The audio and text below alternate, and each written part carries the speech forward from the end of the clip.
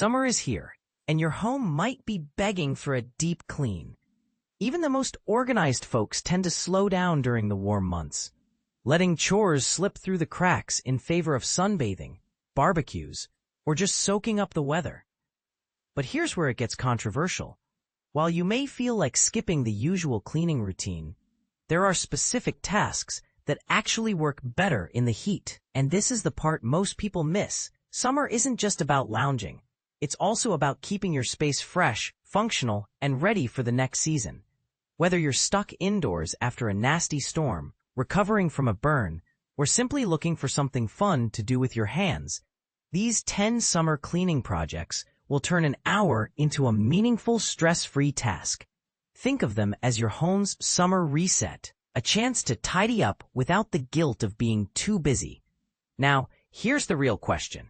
Do you think summer is the worst time to clean? Or is it the perfect opportunity to refresh your space before the fall chill hits? Share your thoughts in the comments below.